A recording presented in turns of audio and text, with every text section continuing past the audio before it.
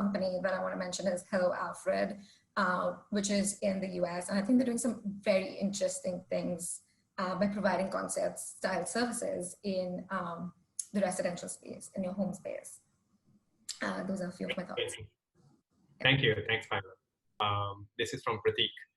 My question would be for Payal. What technologies augment JLL to manage their vendors' performance, facility, security, operations, and maintenance, while at the same time ensure SLAs are adhered real time? You're on mute at this point. This meme that's been going around the internet, it finally happened here as well. I'm so sorry. In continuation to what we're just speaking about with building and facilities management, JLL has an intelligent maintenance system. So in some capacity, it's not only helping real-time tracking of facilities and service vendors across all the platforms, but it also helps with predictive analytics. So let me give you an example. Typically, we would make like a manual entry saying every quarter something needs to be looked at and equipment needs to be like serviced or looked at. Instead of trying to recollect or remember that, it's just going to be more predictive based on the performance of the equipment. Essentially, just like the battery life notification on your phone. It's not necessarily you have to charge it every X number of hours. It will tell you when it's low on battery. Please have a look at it and charge your phone. It's as simple as that. So we have our own systems which help you do that. And again, like I mentioned earlier, Modo, which is our portal, helps all the apps and services feed into the data warehouse, which does a brilliant job of giving you with the analytics and insights needed as a facilities manager or a building manager to then action on the items that require your attention or don't require attention. The next question I have is actually for James. Do you have any thoughts on how tech is affecting customer acquisition generally and also especially in these times? How it's impacting customer acquisition? Yeah. I suppose the first question is, what does it really mean to acquire a customer? And it's, I mean, every single business, every single sector and subsector we have is going to have a slightly different customer and a customer journey that we're going to be on. But I think, you know, I suppose just giving a very general answer, you know, we live in times which are 24/7. You know, we don't live in a time now where people work, I think, Payal, you said 9 to 5, and in India, 9 till 7. I think in startup world, you work 12 till 12.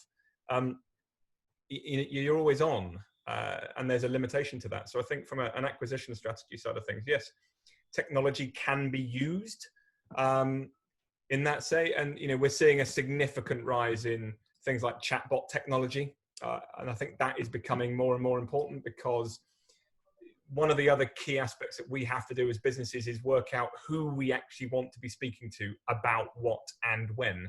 So there's an element there that we have to approach life with, realizing we cannot service everybody all the time in the manner that we'd love to do it, and so we have to be able to pick and cherry pick the right people. So, you know, taking an example there from the sort of the fintech, prop tech symbiosis that we're seeing around handling of mortgage advice, just in terms of a customer acquisition strategy. It's really interesting that the big banks are now moving towards using chatbot technology simply to enable them to manage their clients in the best way possible. And whilst that acquisition strategy is not favorable for the slightly older generations, so the baby boomers, etc., but for the millennials and the Generation Y, using humanoid responses or a sort of chatbot type technology, it's more acceptable for those sorts of generations to get their information in a more appropriate way. And there was some quite extensive research by HSBC that looked at this as a concept. And the fascinating thing for me was that the way that banks are now delivering mortgage advice at the start is through chatbot technology. And they're using it because they realize they have to acquire customers, and there's no brand loyalty anymore.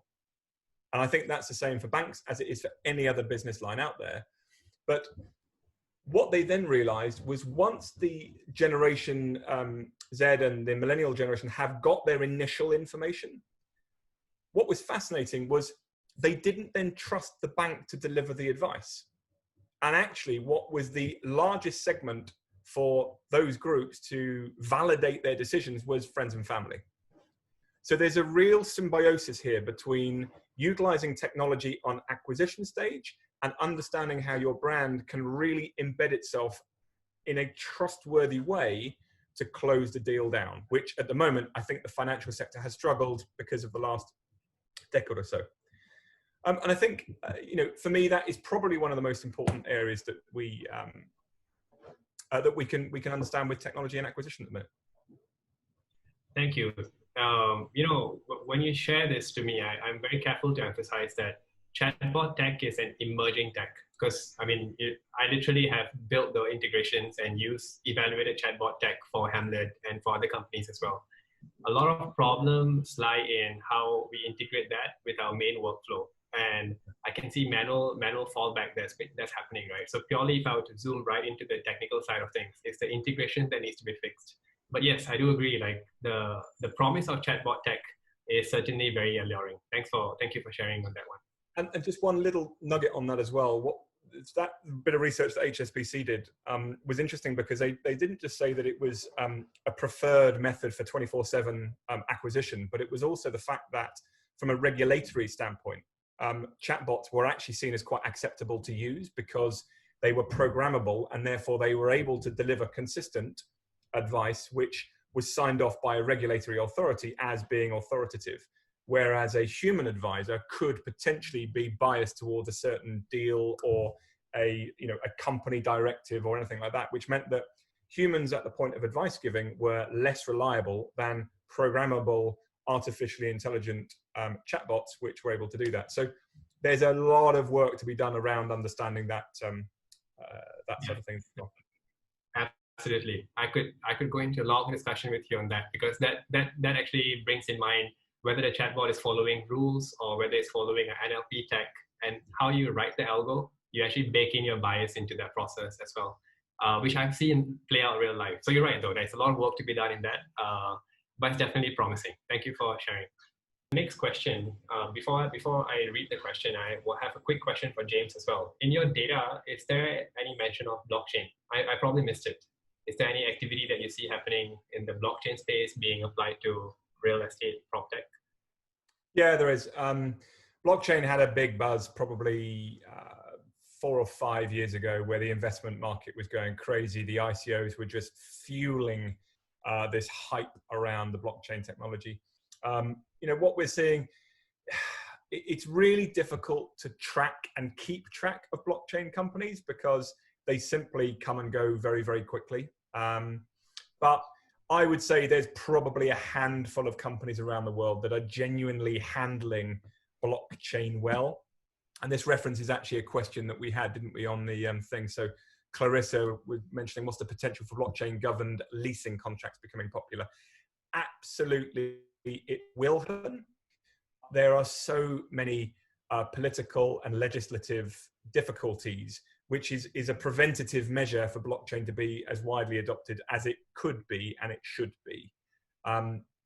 So to answer succinctly, yes, there are a significant number of blockchain companies around the world, but it's not a growing segment at the minute, simply because I think there are easier battles to win for people. But the one, there's another question about, which prop tech companies interest you? For me, I couldn't isolate a prop tech company, but blockchain has always been a fascination for me, given its incredible amounts of applications. And so Clarissa named one, but for me, blockchain in the construction sector to link the sort of the acquisition of materials and to track where they've come from, and then to track their journey through the life cycle of the building.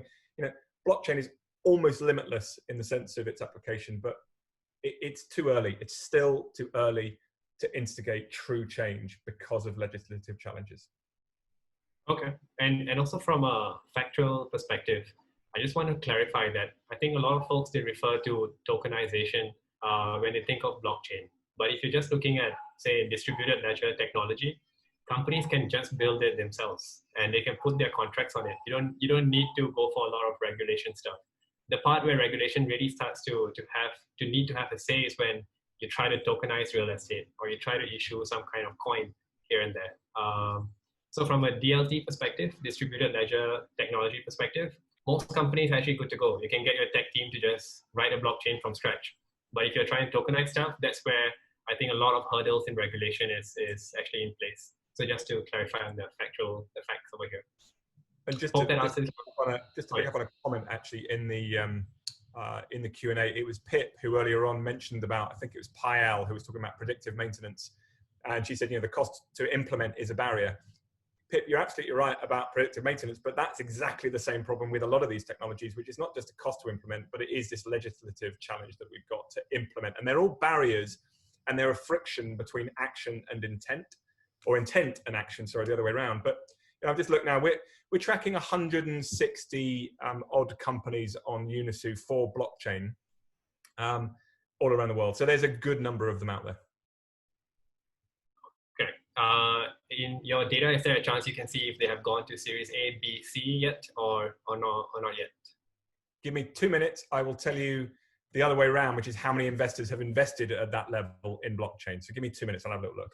All right, perfect. Let's see how strong the data lake is. Yeah. So Clarissa, hopefully this answers your question. We'll circle back to it once the data is ready as well. Let's look at the next one. Aniket, what do you feel about the future of student housing and co-living in India? Would love to know your take on this. I am based in Singapore. Hamlet is APAC. I guess the best person to answer this would be Payal. So the rest of us, feel free to chime in as well. Sure. It definitely is an interesting question, especially with the recent funding that we all kind of heard about in a new edtech company this morning. But the interesting thing is the education community or the sector itself is undergoing a massive shift in India. Of course, there's no change going to be in the traditional schooling and courses that we've had for such a long time, but we have reached a stage where we're questioning how important is it to get an MBA degree. And I think most Indians would agree with me on this. For the longest time ever, the minimum qualification you require to be skilled or land a job in India is an MBA.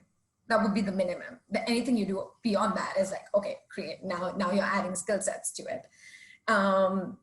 But with the new edtech platforms that are coming online, be it Upgrad or Unacademy, we're seeing a massive shift and questioning whether we really need all those degrees and the certifications that we've had, or just my absolute knowledge of a particular skill set is enough.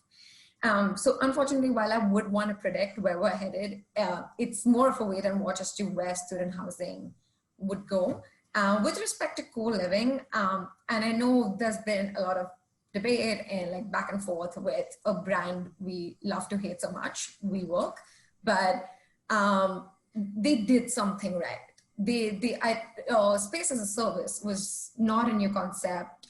Co-working or flex space was not a new concept. It was here for a really long time, but they picked the niche and the amenities and provided it in a packaged way that really appeals to that particular section or target audience. And the brand meant a lot. So for real estate, historically, we haven't been a very brand focused industry because we're not as focused on B2C other than the residential space. And that also the product really mattered more than the brand. But with co-living, I genuinely feel there is definitely growth and potential in a country like India, where there has been gradual shifts in the culture with millennials and Gen Z. And a huge focus, I believe, would be on the way that they brand themselves, the different co-working players in the industry brand themselves, and what a brand really stands for, be it absolute hygiene, the amenities that are provided, the quality of infrastructure that's provided within a given space. I do believe there's great future. Unfortunately, right now we're just in limbo. So we're just going to hang tight, and I'm very optimistic about the future. Thank you. Thanks for sharing, Payal. Aniket, hope that answers your question. We will look at the next most upvoted question here, which is from Ikshit. What role do you see tech playing in community building and sustenance to add to resident experience?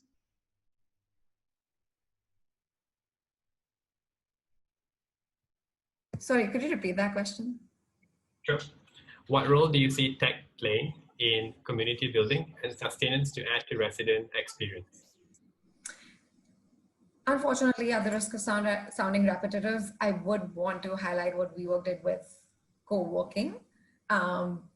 They did create that community. We cannot deny the fact that anyone who operated out of a WeWork or was an employee of a WeWork pride in doing so. And I feel that was a very strong sense of community and brand that was built. So while technology, and again, we may refer to all the technologies that enable a smooth experience in a resident building. For example, like a concert service, a help desk, the typical needs, be it a cafe or a gymnasium or the other amenities out there. I feel it's more of a human experience that's going to play a strong role, and technology will just enable the process or interaction with the different tools that are available. Because when you're in your space and after like work, you kind of want to humanize your living space. Technology will enable and facilitate that experience, but I don't think it's the absolute end that a resident will be looking at, is my opinion. Absolutely agree with you as well, Payal. This is a question that we ask a lot at Hamlet as well. So if you look at WeWork, the app that they rolled out, it was meant for the companies that are onboarded into the WeWork platform. Only they have access to the app. Similar things are happening here at Hamlet as well. It's our residents who have, or our members, we call them members, who have access to the mobile app, right? Earlier, we were very big on having in-person events and like partnerships. We would have parties and stuff like that.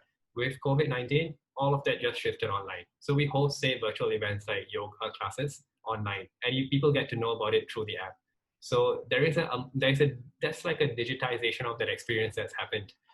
The actual yoga class happens on a Zoom call like this, but people learn about it through the app. So I think technology, as Payal rightly mentioned, it facilitates that experience and some of the bonding. But ultimately, it's the people. It's the people who are conducting the yoga classes, people who are conducting the events that, for example, cooking, the Airbnb has been doing. They were talking about it some time ago.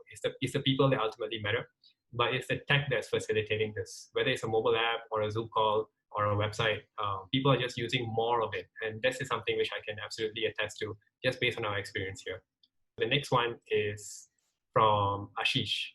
With a recession looming large, real estate industry is sure to get affected deeply and will slow down and rents will fall. How can prop tech companies weather this upcoming storm? Ashish, it's not easy at all. This is probably one of the most difficult things that a business leader in a startup will ever have. And I don't really know there's a simple answer to it, really. To be honest, I think if they haven't already adapted their business model, they're probably going to struggle. Within a week of all of the issues happening within COVID around the world, we had already, as a leadership team, did a complete review of all the business lines that we were doing and adapted our product accordingly because we realized we had to. And part of the problem here is that the investment landscape is really tough. It was really interesting. Metaprop, which is a VC out of the US, produced a report about a month ago. And in there, it was very clear that investment sentiment was drastically down for founders, in the sense of a lot of the VCs were expecting not to make investments this year. But what was interesting was, and this is where perhaps the difference in how a prop tech company weathers a storm. If you're a very new prop tech company who's at pre-seed or seed level, there was obviously appetite for investors to invest, because actually the one growth area in the investment mandate and thesis of global VC investors was investing in early stage businesses, which I think is a bit of an appetite to say, this is absolutely the time that new ideas will come up to cope with this sort of post-COVID situation. But I think it's the established businesses who've got funding, who've got a business model. And I think if they're not monetizing now and they're running out of runway, then they've got to make a serious decision about what they're doing with their product, how they monetize their product, have they got product market fit? Because if they haven't, it needs to be a quick shift very quickly. The other side of this is realizing what's happening on both sides of the market, because this isn't just about the prop tech companies weathering the storm. This is about the entire real estate industry weathering the storm. And I think, you know, at Unity, we work through a process which is called the jobs to be done philosophy, which is understand what jobs our real estate sort of clients are doing every single day. Understand it intimately in the sense of how can we ingrain our product in their daily lives. And what I would recommend to those prop tech companies is saying what your ultimate end client was doing probably 6 months ago as their main focus, as their main job, as really what your product would be suiting of them, has now fundamentally shifted on its axis. And therefore, the first thing I would be doing is reaching out to every single end user, every single client, and say, I'm not selling you anything. I need to know how your job roles changed. I need to know how your business has shifted so I can understand whether my product is still relevant or not. And if it isn't, that's when the questions come back to, what do I need to do to make my product relevant again for that particular industry? And you only just see that in some of those sensor companies that we talked about earlier. A lot of the sensor companies realized that at the point of COVID, they went, well, we've got great sensors. Let's pivot immediately into air quality and let's start shifting as an air quality sensor rather than a humidity sensor. So people are already doing it, but understand what changes the real estate industry have got and reestablish your product to match that. And then hopefully you might be able to weather it. We've seen our own companies just pivot their model, but some of them were already in that, you know, contactless sort of solution. And really the sales cycles that were taking a year have just shortened in 3 to 4 months. So going back to what James said, like, listen to the industry. I know as a VC, I'm spending a ton of time talking to the industry and asking them, where do you need to cut your bottom lines? Where do you need to actually focus your revenue, you know, and deliver the service, the same service, perhaps with less staff? So I think if you're listening and proactive about it, and genuinely want to help people solve problems and these real estate vendors solve problems, then, you know, figure it out, change what you're doing, pivot if you need to, and make sure you're serving your end customer. Thank you, Shelly. With that, we've answered the next most upvoted question, which had 5 votes. I think Shelly also answered part of the next question as well from Sachin, which was about our thoughts on SaaS or other purpose-built tools that help independent real estate brokers increase leads and improve customer service quality. The answer you gave, Shirley, I believe it applies here as well. With that, we've actually come to the end of our session. And as we wrap up, it'd be nice to just have your final thoughts for us who are running our startups, or if you have any advice in this climate, or any thoughts at all that you'd like to share with the audience here. We'll just go around the table, starting with Payal. For startups, firstly, just hang tight. And I think we read this somewhere, 2020 is about surviving. If you're thriving, that's amazing, but make sure you just stay afloat and just do sharp ass. We're going to get over it. Be smart about your offerings and know why that offering exists. And does that market as you know it still exist, or has completely changed, or changed in the world that we know it? But yeah, that's what I think. Thank you, Payal. Shelly? Look, I think there's just, there's opportunities. There's opportunities out there. You know, they say in real estate, you know, you make money when you buy, not when you sell. And I think this is a really good time to look at, well, you know, there are people making money. You know, there's technology companies, again, prop tech out of the US, you know, came 10 years ago because of the GFC. So I think you just need to be a bit proactive about listening and looking. Thank you, Shelley. How about you, James? I want to really to the real estate industry. I don't think there's any better excuse to try new things and to evolve. You know, before there was a massive resistance, which was a mentality shift, which was, I don't want to do anything because I might screw it up. You can't screw up anything any worse than what's just happened in the last 6 months.